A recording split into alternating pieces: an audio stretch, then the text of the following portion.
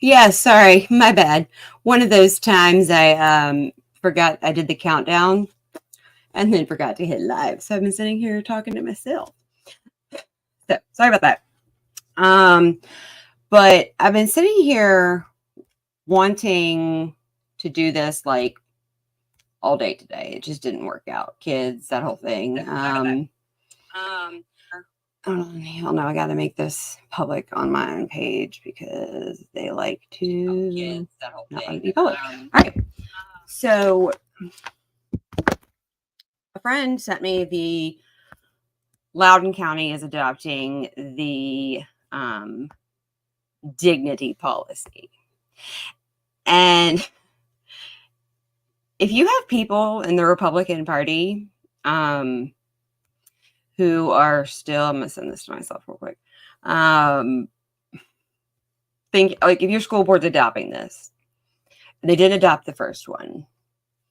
I'm going to break it down for you really quick about why I will end up with Lisa Coons, Governor Youngkin, Miarez, Creed Eads, Bagby, the ACLU, Evan, Rome, who am I missing from the J Car hearing? Bagby, Mamie Locke,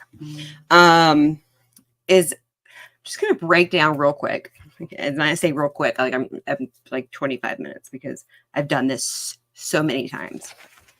Is that the reason that he is the ultimate betrayal is because the legislation and the original policy was written under Northam. But even the James Lane Northam policy did not remove parental rights. And you're probably going, well, I mean, they told me, I heard that it gave parent, I mean, it says right there, like Troxel v. Granville, right? No. Let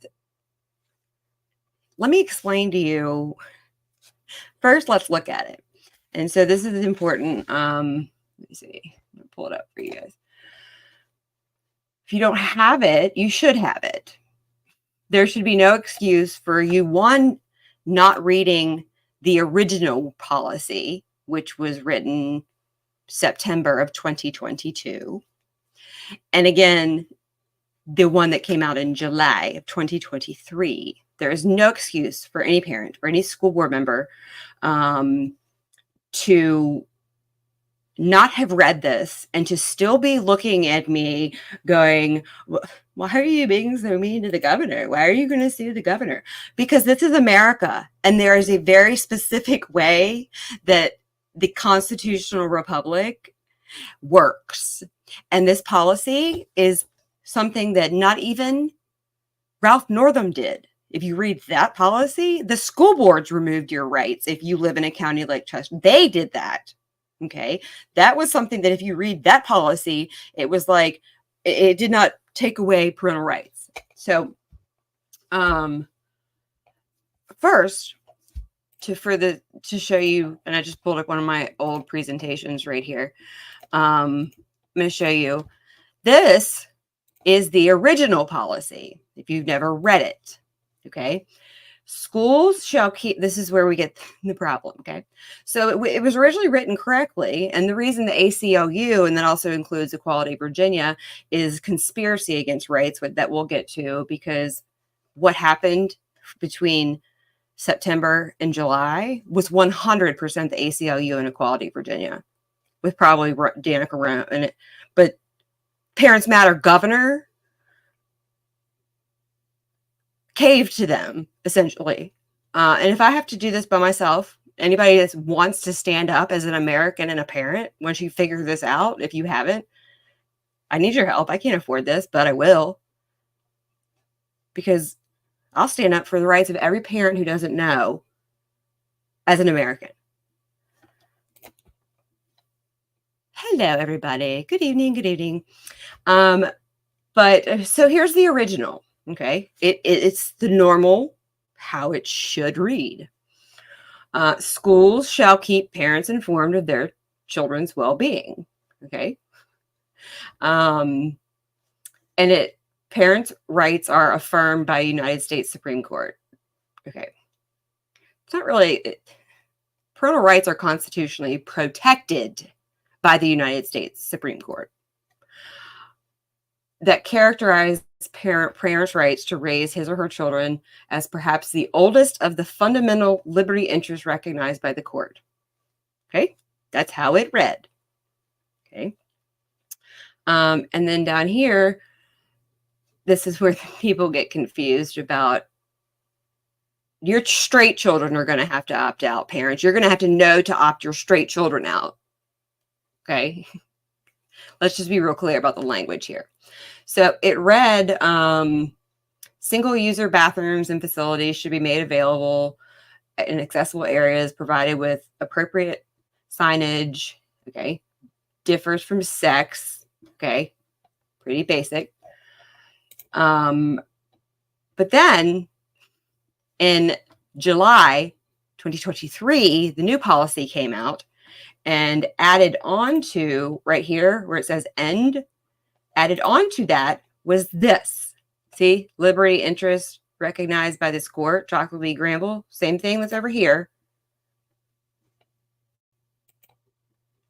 This requirement is, of course, subject to laws that prohibit disclosure of information to parents in certain circumstances, including, for example, the Code of Virginia prohibiting parental neglect where student is at imminent risk of suicide related to parental abuse or neglect.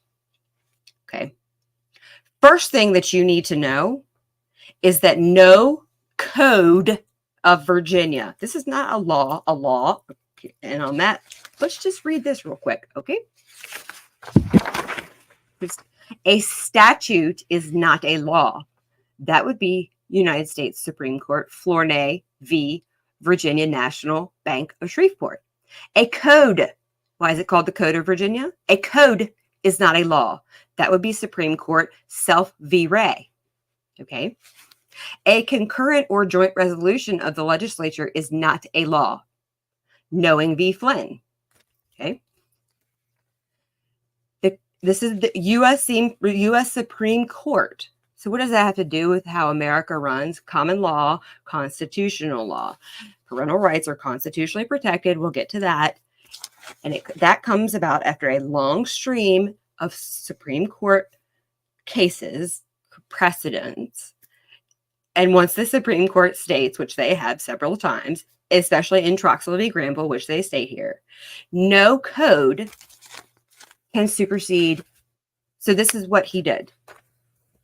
And not to mention, they all say that they're suicidal and they're going to be abused. But we'll get to the actual Supreme Court case, Parham v. JR, where they say that this is repugnant to American tradition. But on that note, the comment, and so let me stop right there. So what's the difference? Supreme Court decision. All codes, rules, and regulations are for government authorities only, not humans, in accordance with God's laws. Okay. So you don't believe in God, God's laws. Well, I'm sorry, but your human rights are endowed by a creator, whoever your creator is. So which one is it? You don't get to have both. You want to be free, or you want to kill God or a higher power? Because the founding fathers stated that our Constitution is for, don't sidetrack me with Indian stuff in Michigan, right? Write me later and let me, but I'm not like, I want to answer that, but I can't. I'm like this right now. Okay. So, okay. Creator, natural rights. Our Constitution is made for a moral and religious people only, not Christian, religious. Okay. So which one do you want? Do you want to be free, socialist, left, and have your human rights that allow you to do the most egregious stuff? But hey, it's freedom, right? It's liberty. Or you want to kill and get rid of the person that gave you that right. You don't get them both ways. But I digress. Okay. So what's the difference between codes, regulations, acts? Like the state Code of Virginia is rights of man is Constitution, common law. Okay. Codes, rules, regulations, that is for government authorities only. That's the difference between the two of those. And on that note, again, Self v. Ray, the common law, constitutional law, is the real law, supreme law of the land. The codes, rules, regulations, and policy are statutes, and this would include acts, are not the law. Again, Self v. Ray. They are the law of government for internal regulations, not the law of man. In his separate but equal station and natural right, a sovereign foreign with respect to government generally. Okay. And it's really interesting that there's this case called United States. This is why I'm going to be an attorney. United States v. Minker. The Supreme Court has warned, because of what appears to be lawful commands, statutory rules, regulations, and codes, ordinances, restrictions, and acts. On the surface, so if we remove that whole middle portion, because of what appears to be lawful commands on the surface, many citizens, because of their respect for what appears to be law, are cunningly coerced into waiving their rights due to ignorance. And then next to ignorance, it has parentheses, deceptive practices, constructive fraud, legal plunder, conversion, and malicious prosecution in inferior administrative state courts. Okay, that's United States v. Minker. Okay, and again, remember, Self v. Ray. Okay, supreme law of the land is common law, which is the constitutional law, the Supreme Court. And why that's important. There was a specific bill. Okay, so if you guys have not heard this, this is like the most important 45 seconds that you're going to listen to. But unless you know how the constitutional republic with a democratic form of government and the American experiment works, which the majority of Americans do not, this would, I mean, I don't know how many people applauded this. There was a specific bill that was passed by the General Assembly in the previous General Assembly and signed by the previous governor that made it very clear that when it came to the model policies for transgender children, the governor is to write model policies. Real quick. You're the executive. You don't write anything. So I can't even believe that he said that. There was a specific bill that was passed by the General Assembly in previous. There was a specific bill. I'm going to skip ahead. Hold on. Sorry. Oh, we don't want to go there. Okay, this is where I want to be. I guess I'm just going to let the whole thing play. Sorry. There was a specific bill that was passed by the General Assembly for here we go. Children. The governor is to write model policies, and the local school boards are to adopt policies consistent with the model policy. It's a very different approach in what the constitutionally historical approach has been between state government and local governments. And that's why the Attorney General didn't come out last week and said, school boards have to adopt these, or at least policies consistent with those. I want to push us, or at least policies consistent with government and local governments. And that's wait. Make sure you catch that portion. There was a specific bill, historic policies consistent with the model policy.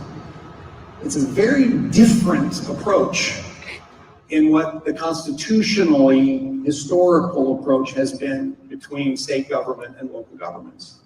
And that's why. Okay, so real quick, the man just admitted it is unconstitutional. There is no other way than the constitutionally done way. It's a little different approach to the constitutionally historical way that America works is essentially what that man just said. And he said he wrote the policy. No, that's not what the general. So people are like, well, I mean, what if he's getting bad advice? What if he's getting this? Doesn't matter. You are the governor. You're the executive. You control the state. You don't want to be the governor that governs. So Lisa said, hold on. Why do we need these codes, statutes, acts specifically when it goes against the Constitution? Well, I've been telling people, especially in the last general assembly, we don't need any more codes. We need to follow what we already have, first of all. But if you go back, Lisa, to what I said, is that constitutional law, the common law, okay, is the law of the land. Okay, so these codes, acts, and all this stuff, it's the internal device for how the government works. And they cannot create code, anything that having to do with the rights of man. Okay, constitutionally protected. Okay, it is the internal workings of a state. Okay, for internal regulations, not having anything to do with naturally God-given protected rights. Okay,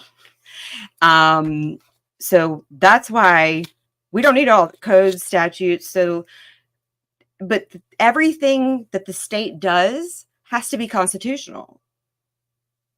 You cannot write a code, act, regulation that violates common law or the United States Constitution. So whether you like it or not, this is the removal of parental rights. Okay? Period. Okay? Then you go back to, is this, it's not only the job of the state. See, elected officials, they're called duty bearers. Their number one job is duty bearers because states don't have rights, individuals have rights. Their number one job, because civil human rights cannot be actualized unless they are known, respected, followed. So you are absolutely correct. This is why I told Bryce Reeves that when he said, Ann, you don't understand legislation. No, sir, you don't understand the Constitution. It is 100%. And they take an oath of office, by the way. I will not violate the United States or the Virginia Constitution because we have one of those too. If you haven't read that, it's really important to know too, because code cannot violate the Virginia Constitution, which is important in understanding why you don't have to do the things they're telling you, like SOLs, SEL, restorative justice, because it's not in the Virginia Constitution under compulsory education. But I digress. Why aren't they carrying it out? Because we haven't made them. And that's why the thumbnail of this is that I'm going to make them. Any parents that would like to come along and help, but if I have to go and sell all my organs and be running on a transplant machine or something, like some kind of like weird like pumping device because I've sold my organs to stand up for America, because this is America, guys. That's it's not just parental rights. Is that this is acknowledging that America doesn't exist is really what this comes down to. And so a lot of people are going, okay, so what now? Because you can't talk to them. The governor's not going to acknowledge this. But you have to know, and everybody who is that I have talked about this since this thing came out months ago. Chesterfield County has not even brought this policy up. And do you know why? Because I went in front of them and told them and the school board attorney how this works. Do not adopt this policy. I live in a division that removed parental rights, has co-ed bathrooms. Is that this, if you're thinking that this is going to make it better? No, it removes parental rights. Okay. One, it gives parents a safe, secure a feeling of Governor Youngkin did something warm and fuzzy. But then there's this portion. Okay. Right here. Because remember, if we go backwards, single user bathrooms and facilities ends. Like right here, single user bathrooms and facilities ends. To ensure that all, so they added this between September 2022, July 2023. 2 dignity policies. Not 1, 2. To ensure that all students have access to a learning environment in which they feel comfortable and safe, where state or federal law requires school to permit transgender students to share otherwise sex-segregated facilities with students of the opposite sex, parents should be given the right to opt their child out of using such facilities, and the child should be given access to alternate facilities to promote. Okay, just to be clear, they're not talking about the gender dysphoric children, because I will not call them transgender children. Okay, they're not talking about them. So what is that going to look like? Straight children. It is. Can I get all straight children to please?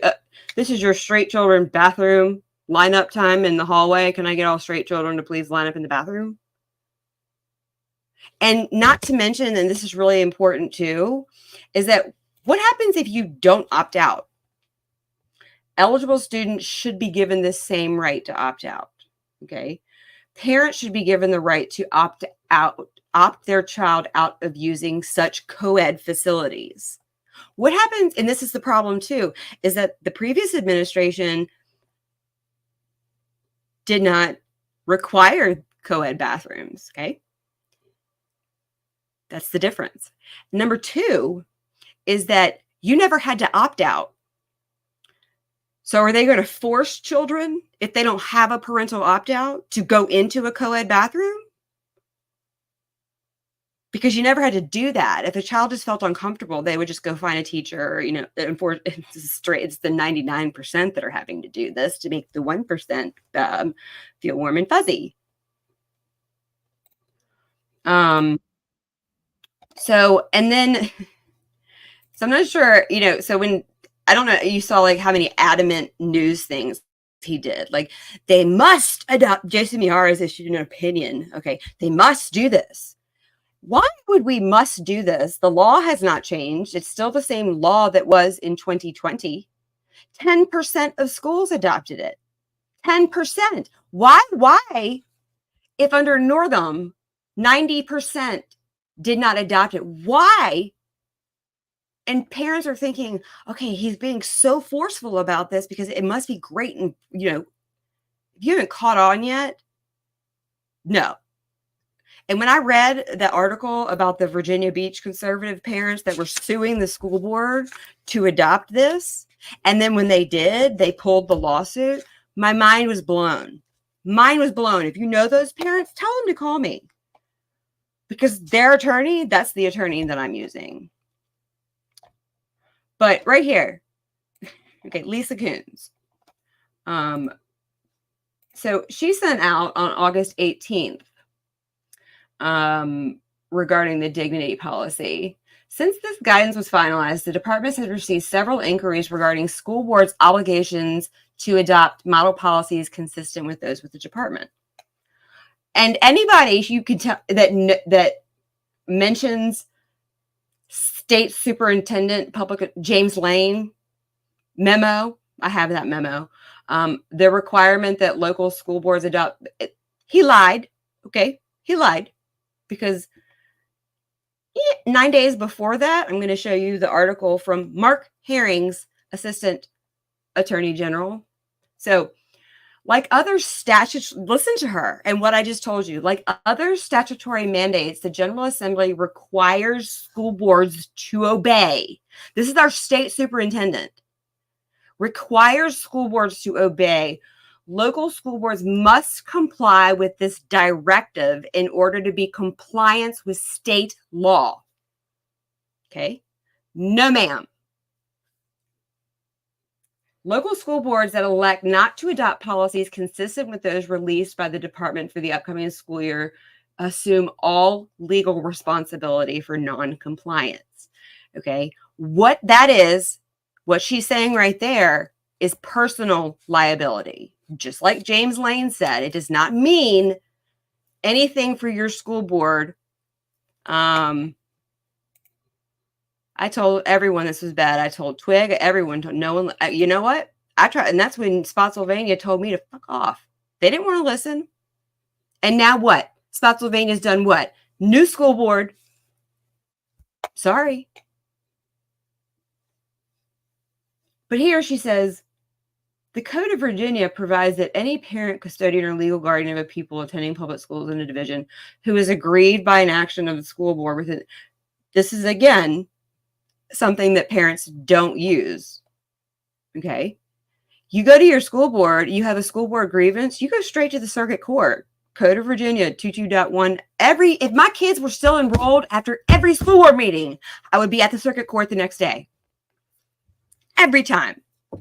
If you had one parent do it in every division, if you had two parents the next time do it in every division, imagine what we could do if all you did was use the Code of Virginia. That's it. We're going to talk about the other stuff. But right here, she says, the requirement that local school boards adopt policies consistent with those issued by is codified in the statute. What did we hear about statute? A statute is not a law. Flornay v. First National Bank of Shreveport. Just to clarify. A policy is not a law, too. And therefore, the law of the land. That's when I lost my bonkers. I lost it when that woman said that a policy consistent and codified in statute is therefore the law of the land. And I'm going to burn her bridge too, and if she's on the top of the list. And so is Amy Gadara. Oh my God. So just to be clear about how stupid, I refuse to believe that these people are clueless. Okay. You're a state superintendent. People that want to think the governor is being whatever by actors. Yeah, he is. It's called, he cared more about what the ACLU and Equality Virginia, Cree Deeds, Adam Eben, Danica Rome, Lamont Bagby, Mamie Locke cared in Equality Virginia at the JCAR hearing. That's what happened in between point A and point B, is in December of 2022, the Joint Commission on Rulemaking, which was not their purview, held, it was disgusting. And if anybody wants to see that footage, I'll tell you where to go to watch it. But it's disgusting. So again, anybody have any questions about a code is not a law, a statute is not a law, the law of man versus state regulate, like no Code of Virginia can one violate the Constitution of Virginia, but nothing created, because they're not laws. They're not writing laws at the General Assembly. They're writing codes, acts, statutes, joint resolutions. Okay, they're not actually, that's why it's called the Code of Virginia. Okay, is that the law of man is common law, which is the Constitution, which is the Supreme Court. Okay, but so what do we do from here? Well, what we do is what I'm doing. There's this thing, there's a couple things. I'm going to pull them up for you because, but I want to show you, hold on real quick.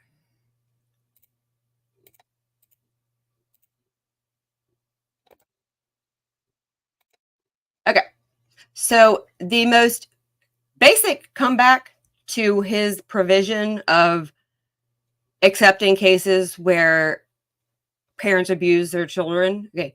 There's actually a Supreme Court case, Parham v. JR, that says the status notion that governmental power should supersede parental authority in all cases because some parents abuse and neglect children is repugnant to American tradition. It's one of the cases in Troxel v. Granville, which has like the big summation of 100 years of cases. So just to backtrack, okay? The court has long recognized the freedom of personal choice in the matter of marriage, family life is one of the liberties protected by the Due Process Clause of the 14th Amendment. That's why the shirt that I have, like this, it says 14A, come and take it. Okay. The 14th Amendment, due process, forbids the government to infringe on fundamental liberty interests no matter what process is provided. Washington v. Glucksberg. The Due Process Clause, 14th Amendment, does not permit a state to infringe on the fundamental right of parents to make child-rearing decisions simply because a state judge believes a better decision could be made. Troxel v. Granville. Until the state proves parental unfitness. So that would mean that for that, none of us have had due process. They did not take each of us to court. The child and his parents share a vital interest in preventing erroneous termination of a natural relationship. Hintosky v. Kramer.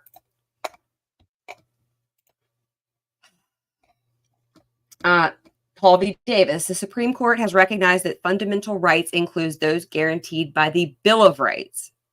This is extremely important to know which of the Bill of Rights protect your parental rights. It's not just the 14th Amendment.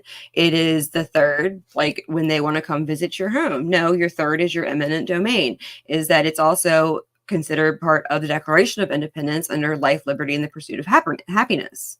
Like, is that it from the beginning?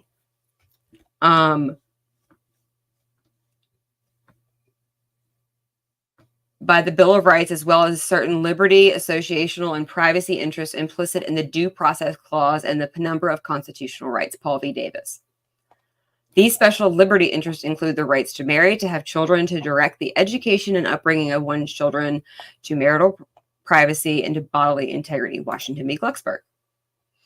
It actually also, there's a, for children, Franz v. U.S., a child's corresponding right to protection from the interference in the relationship derives from the psychic, I think it's physic, importance to him of being raised by a lovable, loving, responsible, reliable adult. Okay. And so we talk about fundamental rights. Okay. They've already stated, we have recognized on numerous occasions that the relationship between parent and child is constitutionally protected. Quilon v. Walcott is constitutionally protected. We have recognized on numerous occasions back in 1978 that is constitutionally protected. So parental rights are a fundamental right. Fundamental rights are rights that are so implicit in the concept of ordered liberty that neither liberty nor justice would exist. So they've been sacrificed. So now we have neither liberty nor justice. That means we are not free. As I wear my Emord Freedom sweatshirt. It's amazing, by the way. If you want to get one, just contact him. So right now, fundamental rights, parental rights, are implicit in the concept of ordered liberty that neither liberty nor justice would exist if they've been sacrificed by our governor. So that means that we are not free. Just to be clear. You're like, I'm free. No, you're not. I'm free. I'm free. My act is my existence. You're not free unless you're being an American and a patriot. And a patriot isn't like, oh, mega patriot. It means loving the free country that you're in. You're not free if you're sending your children into these schools and you don't know how to fight for and you're not willing to fight for your parental rights. I get so fired up over this. If you're sitting there like, oh God, even if that does make sense, like, I've only got like 3 years left. Okay, congratulations, you're a crappy American. And the rights that you freely give away, guarantee you, don't complain when your children have children and they do not have parental rights anymore. Because what we give away, if you let this stand and nobody stands with me at the Supreme Court, that's fine. But is that if you let this stand, what's going to happen next? They're going to codify to get rid of parental rights. Because if you don't think that these people aren't talking about parental rights licensing, Like, go to the DMV and get your pull tab and please go apply, because they're talking about like foster parent or like adopting children. Willing is the key word. So many don't give a crap. You're right. And I don't know if it's don't give a crap. I think it's they don't get the gravity of it. That is that I don't know if y'all have seen the Jordan Peterson Be a Monster, is that I've been clean 16 years. And so he talks about being in touch with your dark side. And those of us that can see the world as it is for what it is are in touch with our we all have one. Don't say you don't, because we all have one. I think it's because I've lived a different life and made different decisions to become the person that I am, is that I'm in touch with, and so therefore I can see the gravity. Not to mention I have a master's in geopolitical war history of the 20th century. But is that if you, and I tell, is that if the man's going to be gone, out of office, we are a trampoline state. Bing, bing. He's not running again. So it's like everybody that's been elected to the Senate. I told John McGuire this the other day. Don't serve that man if you want to be pro-MAGA patriot. He's going to be gone. You've already got your seat in the Senate. Be the patriot you say you are. Not happening. But so what do we do from here? What you do? Oh, and I forgot to show you all this in response to Lisa Kuhn's the law of the land, and Youngkin saying you must do it. Well, how did 90% not do it, right? Because the law hasn't changed. Right here, I just happened, because I live in a county that from the day that I started this fight, August 10th, 2021, I started researching with the BS coming down. So this is an article, and it's interesting because this is from the Family Foundation's case in Lynchburg, but haven't heard a word of them. But right, just saying. Assistant Attorney General Melissa Charnes, who represented the agency, said any fears about the state's Department of Education ever coming after school boards for failing to follow the policies were misguided. Instead, she noted, there's no enforcement mechanism within the model policy statute, meaning there's no punishment for a school board if they fail to pass inclusive policies as the model policy document guides. Mark Herring's assistant AG has more integrity than Jason Miyares. Let's be clear about that. Will the state come after a school board's funding if they don't pass these policies? No. Just to be clear about this. And there was a specific bill that was passed by the General Assembly in the previous General Assembly and signed by the previous governor that made it very clear that when it came to the model policies for transgender children, the governor is to write model policies. Moron. And the local school boards are to adopt policies consistent with them. Really? Really? Really? Okay. Okay, because so there's no enforcement mechanism within the model policy statute. Notice it says statute, not law. Meaning there's no punishment for a school board if they fail to pass it. Will the state come after a school board's funding? No. No. So just really clear. I just wanted to throw that in there before. Shut up, Governor. God. And I've been saying the same things as you for years, even before COVID. And if any one more person says learning loss is because of COVID, I'm going to punch them in the face. Sorry. It has left us on an island basically alone. So many say they feel the same, but their actions are those of lazy, comfortable, head in the sand lemmings. You're absolutely right.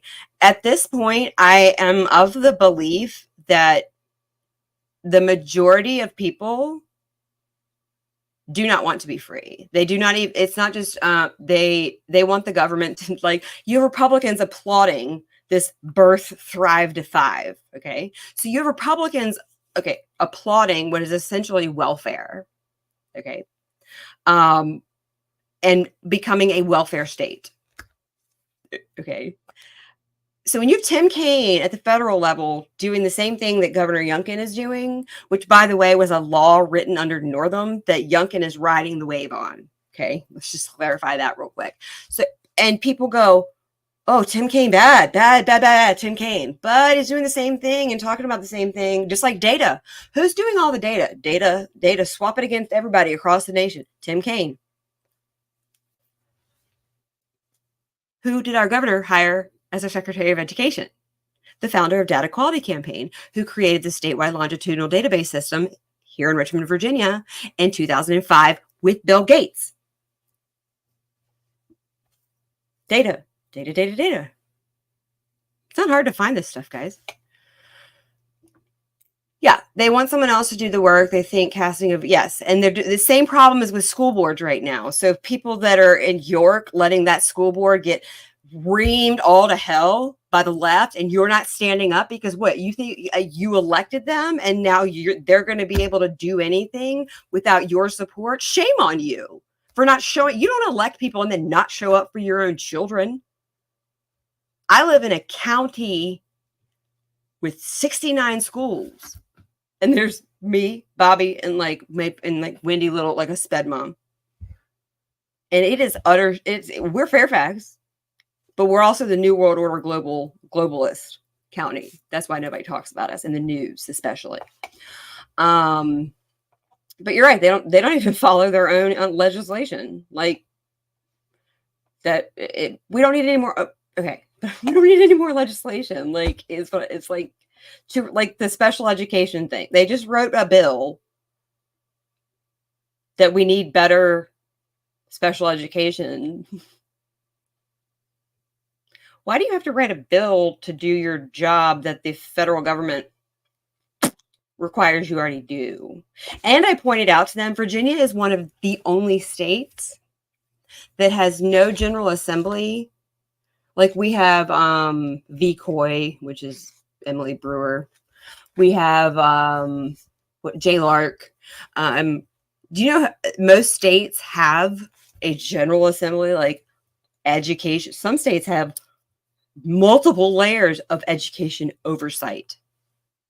And you know what the one job that the Board of Education under the Virginia Constitution, and same thing with school boards, their number one job in the Virginia Constitution is oversight. What's the one thing they don't do? Oversight. The teachers are afraid of the new school. Well, why? The only thing, okay, it's not like that board came in and like took 48 books off the shelves. Like that might, like I can see them getting blowback from that. What have they done? Follow the law that says you can come by the library and see the family life curriculum? They're following the law. They took an oath of office.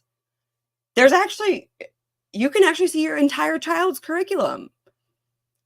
Call tomorrow. Don't even ask. Say, I would like to make an appointment with my child's counselor to come and view their entire curriculum. State Code and Protection of People Rights Amendment.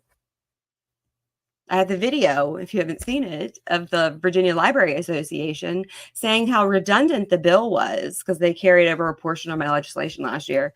Because this is already, so the Library Association will tell you that you can do it if there's ever any pushback.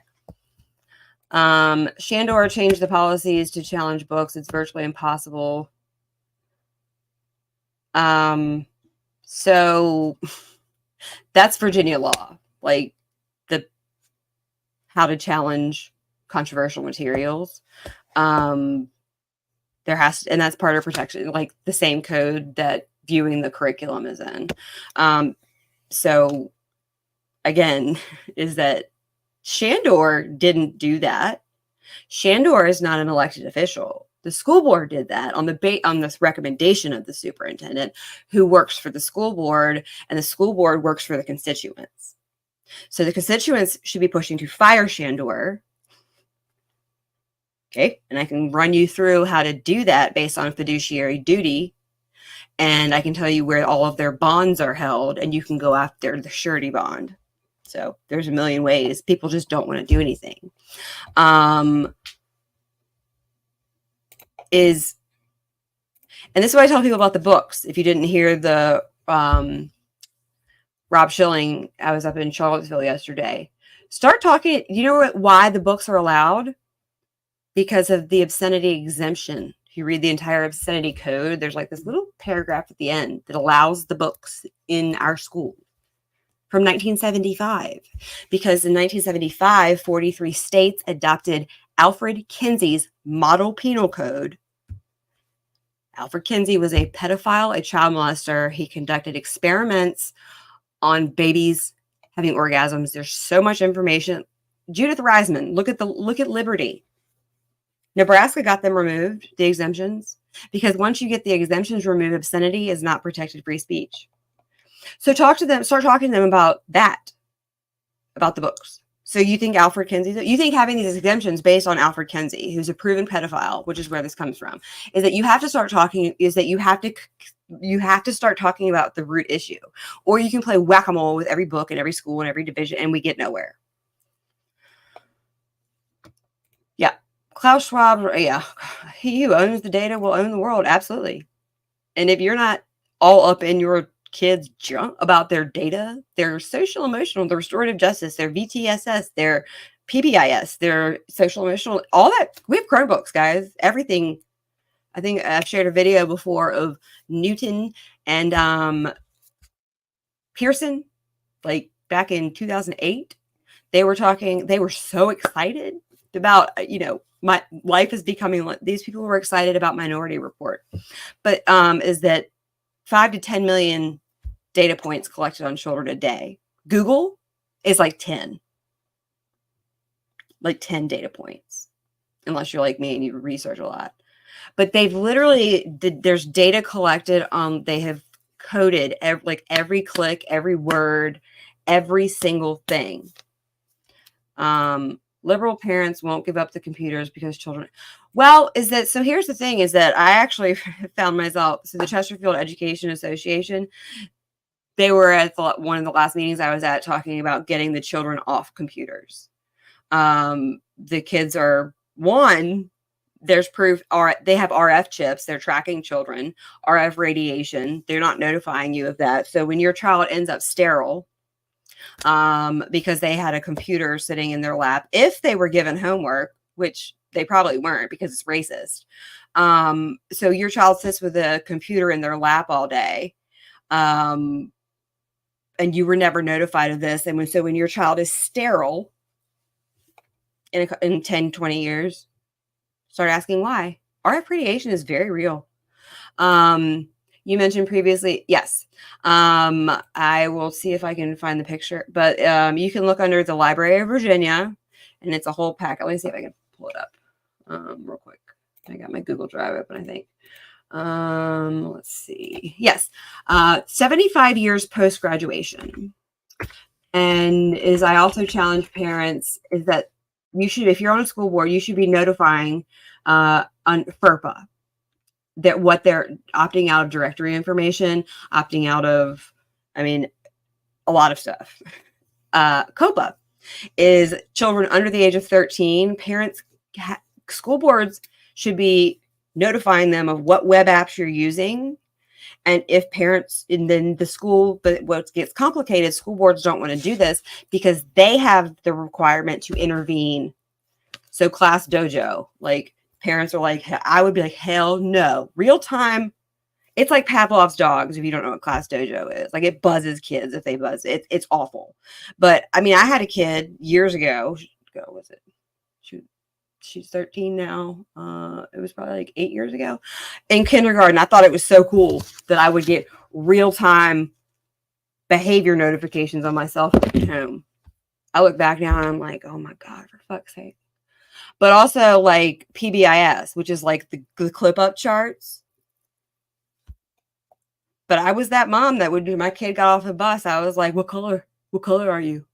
Extrinsic rewards creates feral children, by the way, when they get to high school. So that's what we're seeing now. But that's a different story. But yeah, I was that ignorant that applied. And then once I started learning what they were, I was like, oh my God, can you imagine being a 5-year-old getting off the bus and your parents like, what color are you? Their entire day summed up, and then they have to go up and like clip up and down in front of their like their friends, and it's shaming, it's disgusting. But PBIS is a restorative practices. Just because they're codifying it right now in the General Assembly, they've been doing it forever. It's under the VTSS umbrella. PBIS, trauma informed care, they codified last year. So the kids are this way because of the stuff they're telling you they're going to start doing to make it better. Okay, problem, solution, problem. Is that none of this is new. The kids are actually acting this way in high school because it's been going on so long. And you can tell me, like, I have Charlottesville was cohort 1. That means that 2008, because the first 5-year report came out in 2012. So why? And so then teachers are bitching and they're angry and they're leaving because of what they've implemented. You're mad because the children are crazy. They don't respect you. So when you reward children extrinsically with reward system, go to the treasure chest, catch children doing something right. My God, do you even understand what you're saying? Is that you're teaching children to be manipulative, to be liars, and to be caught. And so then the children who actually behave well, and we're talking about rewarding children for things like, congratulations, you didn't say the word all day collectively. So get out your cell phones. But, and that's you're rewarding them for normal behavior. And that the problem exists when there's a reward system and there is no punishment system. Okay, so that's what's happened. Is you rewarded them when they were little tiny humans, and then when the treasure box goes away, PBIS becomes like restorative practices and trauma informed care and social emotional learning that's already been mixed in there. Is what happens when these rewards are no longer there and they've been faking it the whole time, which is why PBS appears to work, is because teachers can only report the positive, like who was rewarded. There is no mechanism, like there is no discipline. So of course it's going to look like it works because you can't discipline the children, the bad children, so they all look good. But what you're seeing now in high schools and the teachers are angry about it. Are you kidding me? Are you kidding me? The stuff that you bought in, or what angers me even more is the teachers that know it's bad.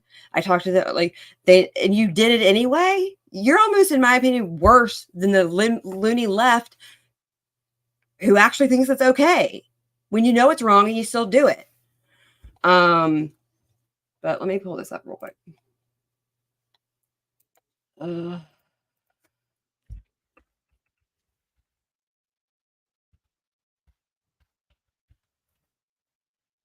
It's not in here. Oh, okay. Library of Virginia. The matches. Okay, it's not in here. But let me. I will show you that in a second. Let me pull this up. So there's this thing called the Civil Rights Act of 1964. Have you heard of it? Here's the zinger. Let me pull these. Hold on one second. I'm just gonna pull it all at once. I'm not clicking through. Thank you. All right. All right. So liability. So section 1983. Liability. This is known as deprivation of rights, and then section 1985 is conspiracy against rights. Okay. So this is important right here. Monroe v. Polk, the United States Supreme Court ruled that officials of a government body may be sued under 1983. Real quick. And then we'll just go down to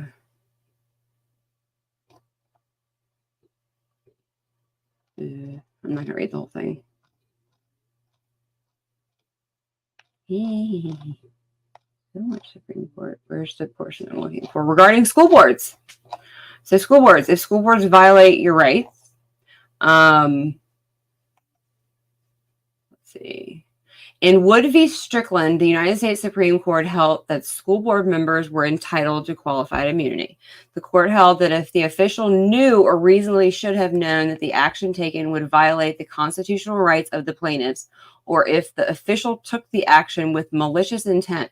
So right here, okay, they were entitled to qualified immunity, but not if the action taken would violate the constitutional right of, let's just repeat, parents. So I'm sure that's what Chesterfield County is going right now, is they're going, fuck, she told us. We know that now that this is going to violate the constitutional rights of parents. So what the hell do we do? Like, and she knows about 1983. She just told us about that. That's what they're doing. That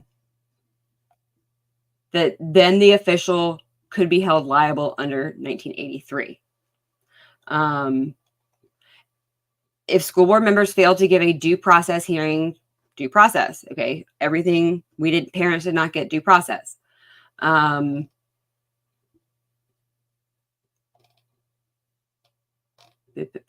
this isn't, so the purpose of this is to know that there are things that you can do, okay?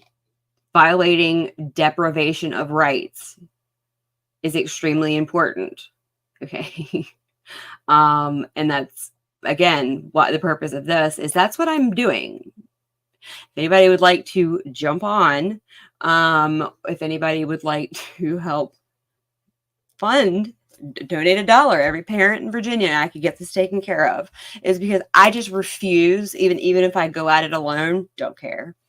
I will be the parent, be Youngkin and the ACLU and Equality Virginia, etc. I don't care at this point. And it's not that I don't care, it's that I care enough that I will do it myself. But that's 1983. Hold on. And let's see. And I'm just going to read to you. And then there's deprivation of rights under what is color of law. Okay.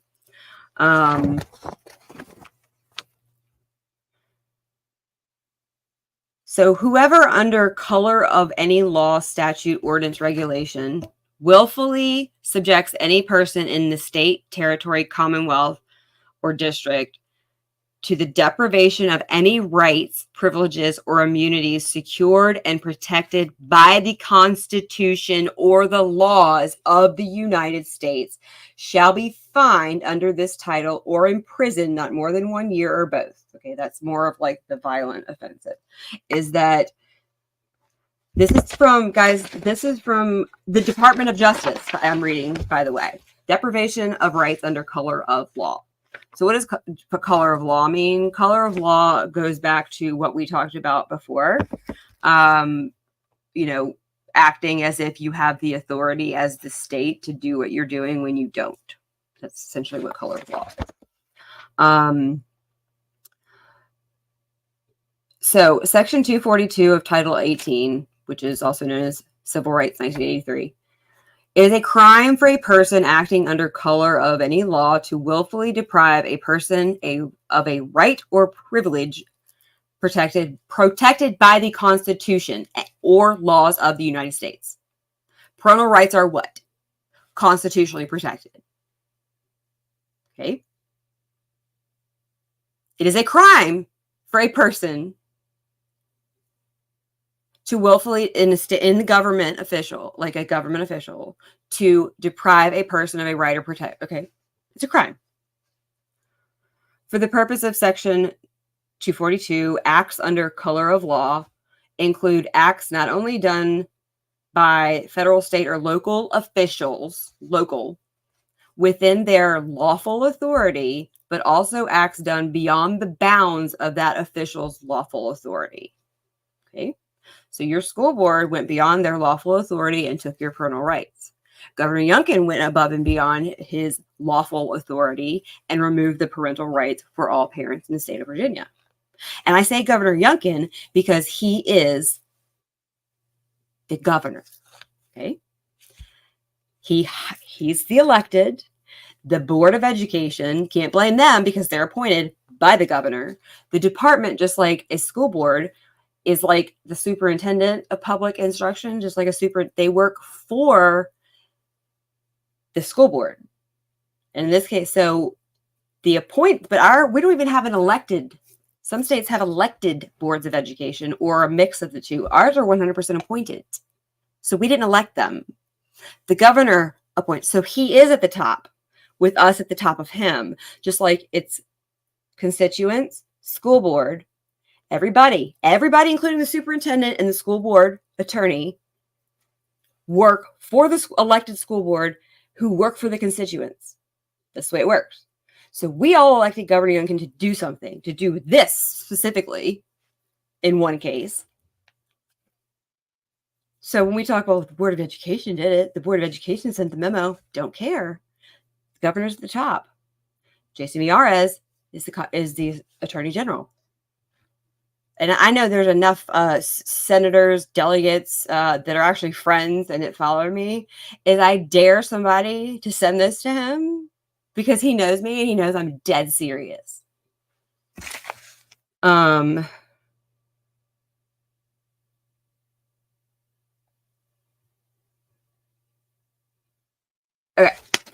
And then one more thing I wanted to bring up. Where is it? I'm just going to read it. Hold on. This is extremely important because yesterday, I was on Shilling talking about the rapes across the state and the cover-ups and how nobody is following the law, doing anything. This is really, important when it comes in this. Our state code is disgusting. It's really important to understand. Okay, so, all right, so civil rights conspiracy, okay, and this is DOJ. So conspiracy against rights. Okay. Deprivation of rights under the color of law. But right here, penalties for civil rights offenses involving sexual misconduct. Yeah, I didn't know this was there until I found it. And it was really good I found it. Can I scroll over? Why can't I scroll it? Oh, I can't scroll over. Can I move it over? No, I can't. Okay. So in violations of 18 USC 242, when government actors use their authority to commit sexual assault, makes every form of sexual assault under color of law a felony. The potential penalty varies depending on the type of sexual conduct involved. So government actors, and then here, sexual abuse of a ward. Okay, make it a crime for correction officers or other individuals in federal facilities to knowingly engage in sexual conduct. Now, they say federal facilities. This could be argued that because we take federal funding, that we are federal facilities and we do federal education. And then sexual abuse of individuals in custody. This would be federal custody, but is that if federal law states that consent, that if you're in federal custody, because in loco parentis, our children are in state custody, this is why the argument that children cannot consent because they stand in loco parentis. Lisa said, can you go back to what we should? I will, not right now. I can explicit anybody that wants to know specifically, but I've closed, I don't think, but it is, you could look up school board grievances, and it's probably in parent team 6 in the files, but it's called school board grievances, and if you have 30 days after you go to the school board to go straight to the circuit court and file a school board grievance. Do not pass go straight to jail. Like literally 30 days. Go every school board meeting. Go say what laws they're violating, the Constitution, this, that, and the other. Go straight to the circuit court. 30 days to do it. Then there you are again. Next school board meeting. Do it again. Go back to the straight to the circuit court. But where's it? Yeah, that's not what I wanted. Okay. So what is color of law real quickly defined? Color of law means the appearance or semblance without the substance of legal right. Color of law usually implies a misuse of power made possible only because the wrongdoer is clothed with the authority of the state. In the context of civil rights statutes or criminal law, color of law and state action are synonymous. Color of law simply means that a person in a government official capacity who holds the authority to implement the law commits an illegal action under the appearance of authority. The governor. Okay? Everybody under the governor who's been elected, who is telling parents, we must do this. I don't care if you don't know, if you've been told wrong, sorry. Which exceeds, under the appearance of authority, which exceeds such authority. So that's taking parental rights without due process. Okay, the appearance of authority, which exceeds your authority. Specifically, it is a violation of federal law for lawful process to be perverted or used by a civil servant for an illicit purpose to intimidate, unduly burden, or harm another. That's color of law. I actually have the color of law complaint form. So that's color of law. And so that you have deprivation of rights and you have conspiracy against rights. And so I'm not talking about, I've already pulled my children. And this is the thing, is that people say, Ann, what do I do? You're not going to do what I would do. I filed against my school board attorney's bar license. That never goes away. When I was told I didn't have access to my child's curriculum, I had to FOIA it. I filed against his bar license. Yes, I did. That never goes away. Why? Because he's an attorney. That's federal law and state code. State code following federal law, PPRA. You can see your child's curriculum. Told me I couldn't. Had to FOIA it. And he does the FOIA. Filed against his bar license. Filed OCR complaints because PPRA is Office of Civil Rights at the federal level, and MIARES has an OCR complaint. FERPA is a civil rights complaint at the federal and the state level. So imagine if 10 parents in every division asked to see their child's curriculum and were told no, and then did what I did. I kicked the door down, one, for 69 schools, 64,000 children.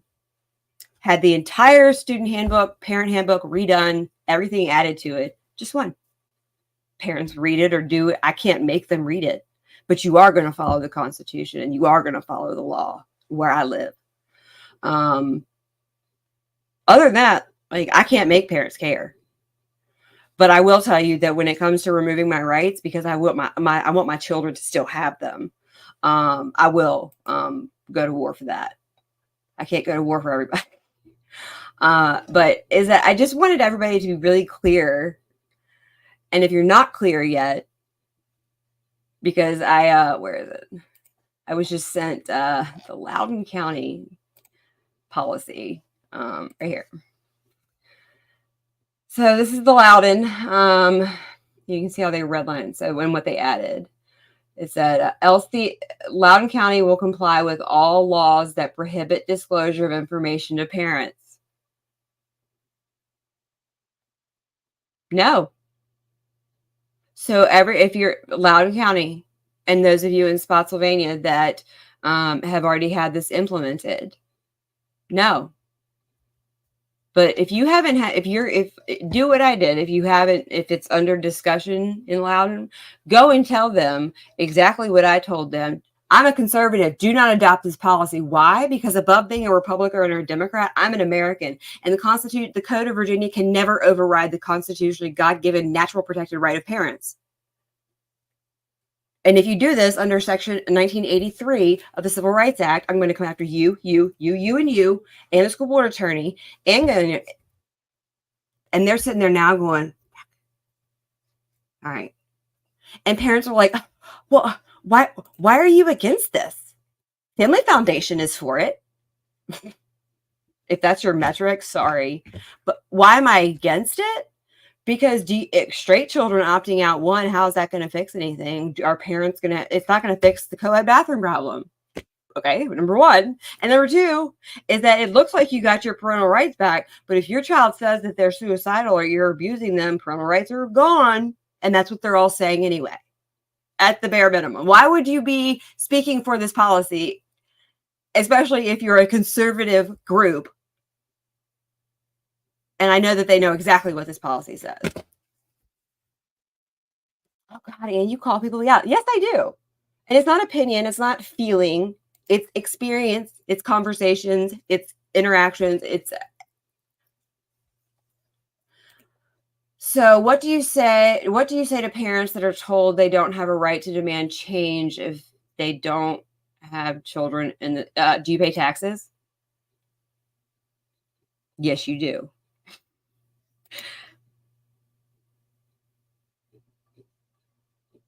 Yes, you do. My children is what I tell them. You made me pull my children. Okay, so now I'm paying $20,000, not only because of what you were teaching my 11-year-old, drugs, anxiety, sex, all that crazy stuff, but you're lying to me, and I'm tired of fighting you, but now I'm paying. But why are you still fighting, Anne? Your children are safe. Well, because I can't keep them in a bubble for so long.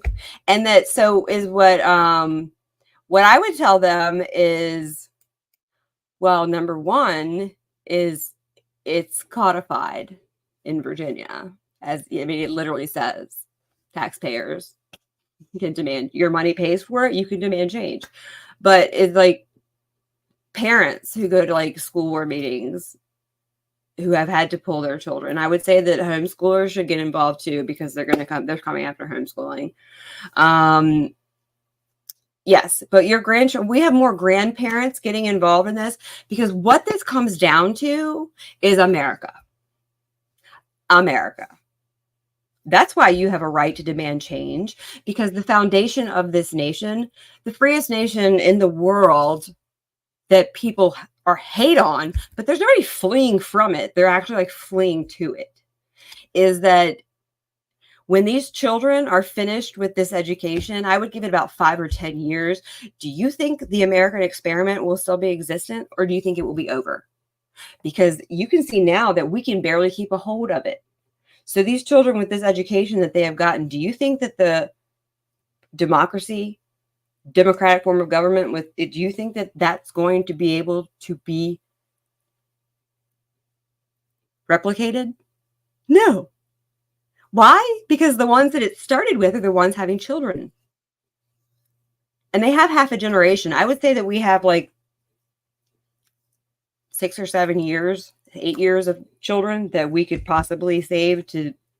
But is that I don't want my children who are American patriots having to live, because about like 2% of them we're keeping in a bubble.